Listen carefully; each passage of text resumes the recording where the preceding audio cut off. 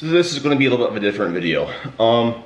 This is a video I'm going to be kind of making somewhat in response to Clarence Kennedy's video on why he's against anti-doping, and his whole argument basically where he says that most top-level competitive athletes are at least taking some sort of performance-enhancing drug, which is something that I largely do agree with. I think that we don't understand, or like the general public doesn't really understand that most top-level athletes, I'm not just talking about powerlifting or bodybuilding. I'm talking about, you're talking, basketball, baseball, football. Like, the thing is, if you are the best in the world, you're probably going to be taking some sort of drug, especially if your salary is contingent upon it. Now, there's a little bit difference of, if you do compete specifically in natural bodybuilding and natural powerlifting, especially since, WADA and other anti-drug administrations and agencies that they do control and do a really good job of making sure, to the best of their extent, that their athletes are drug free. I think that people don't understand that most athletes do take drugs. Now, I've heard a lot of things about, is X person who claims that they're natural really natural because they're abnormal. They are genetically abnormal people. And I understand the trepidation, because lots of times people are not going to be on the extreme ends of the bell curve. Like, most people are not going to have extremely good genetics or extremely bad genetics. Most people are going to be in the middle of somewhat decent genetics, where somewhat of a moderate training response to training. That's where most people are going to fall. And the thing that I want to just address is that people need to understand that the differences in muscularity and strength potential across the population are the same thing as height. Like, you're gonna have some really, really short people and some really, really tall people, but most across, because this is how, statistical averages work and standard deviations and, basic bell curve principles, most people are gonna be centered around the mean of height distribution in a certain population. So there's gonna be there are going to be some people who are at extreme ends of the training response, where they just gain unreal amounts of muscle and strength. You're going to have some people that just do not respond very well at all, despite doing everything optimally. With athletes like Russell Orhe, who are very, very lean and who are very, very muscular and strong, I think we need to change the narrative from focusing on who's natural and who's not, and is X person natural or whatever, because the reality is that elite athletes are elite because of their genetic makeups, and especially these athletes in drug tested sport. Like, let's say, for the sake of devil's advocate, just to shoehorn this other argument that, what if they did take something at one point in their life, and now it's just not, it's not showing up in, a testing panel. First off, that would have to be a long time ago. I believe in the WMBF, you have to, let's say you have TRT, for example. I think you need to have a certain period of time before you're able to be considered natural and you can actually compete. I think it's 7 years. But let's say, even if that is the case, even if somebody did take something back when they were 7 years ago or whatever. The fact of the matter is that what steroids do, what performance-enhancing drugs do, is they take what your genetic potential is, right, and they push you beyond that, beyond what you can normally maintain with a normal physiological hormone level of testosterone, for example, since that's the primary hormone that's being altered when you do take an exogenous steroid or something like that. Let's say that, they did take something at one point, and for whatever reason, now they're natural and they haven't been off of it. The fact of the matter is that if they were really above their genetic potential, they would actually regress, and you wouldn't see these natural athletes that consistently keep progressing at very reasonable rates year to year. And the fact of the matter is that I think that a lot of people look at these genetic freaks and these people who really do devote their lives to this sport, or to whatever their discipline is, and they just, the first thing is, it has to be drugs, it has to be drugs.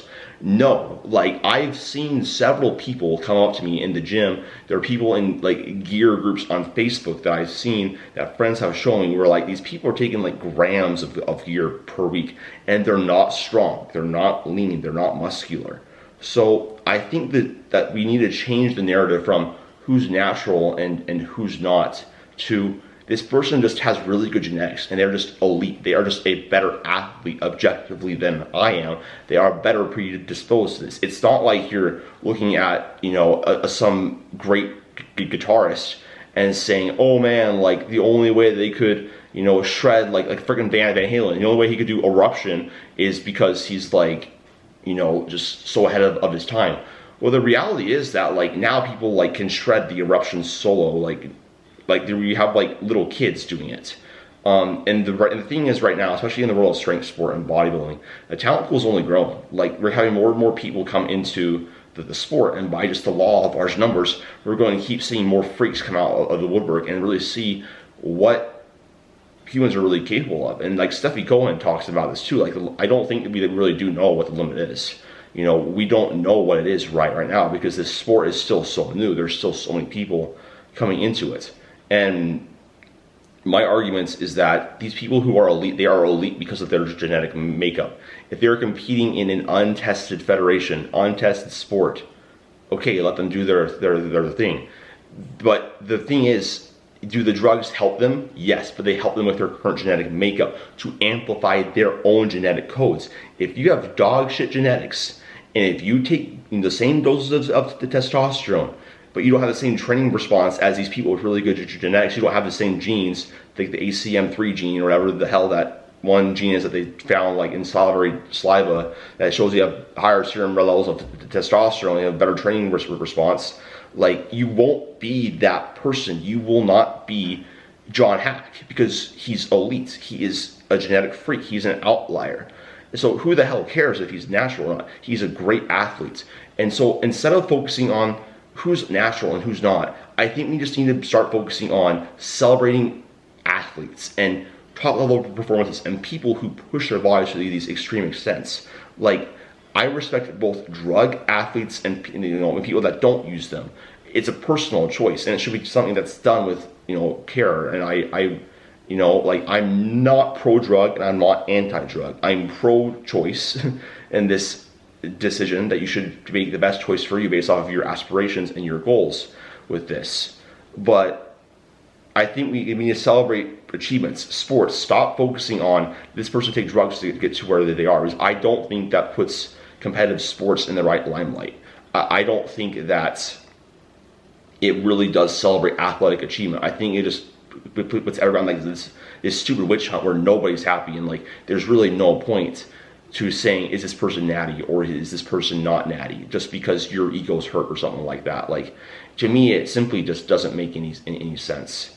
Maybe I'm completely off base here, but I know for a fact and from personal experience, and like these top level athletes are elite because of their genetics, because they work extremely hard, they have a high training response, and they are just freaks. And you might not be a freak, and guess what? That sucks. You don't have the same training response. But there's more stuff to life than just being the best and like lifting weights and putting things down. Maybe you're kind, maybe you're smart, maybe you like how sad would it be if Bill Gates was like, I'm not a good like lifter upper downer of barbells and weights, and he didn't ever create Microsoft and all these things that have benefited society. Like, find what you're good at and focus on that instead of pointing fingers at people that are elite and are better at you in one area and whining and crying that they have a good training response. So TLDR, let's start celebrating strength sports and sports in general and athletic achievement for what it is, and celebrating that humans are capable of this. Drug-free or not, it's impressive, and it's mostly down to their genetics. If you are not elite, if you don't have the genetic makeup for this stuff, the reality is that you're not going to get there. Can you still improve? Yes, and that's what you should focus on. And use these people as inspiration, not comparison. And stop with the whole witch hunt of who's natty and who's not, because it doesn't make any sense to me. And that's why I don't do these natty or not videos. This is going to be like the only video that I do on like my opinion on natty or not debates and who's natural and is drug-free, really drug-free. Like, and again, like these people who are competing in drug-free sport, let's say that they did take something a while ago. If they were really pushed beyond what their genetic limit was, they wouldn't be able to progress anymore. they wouldn't. They would be regressing / unable to progress, because that's literally the fucking point of a genetic limit. It is your limit. You cannot go beyond that. So that's my spiel. If you guys want coaching programs, go to adampeterfitness.com. Follow me on Instagram, and worry about yourself. Bye.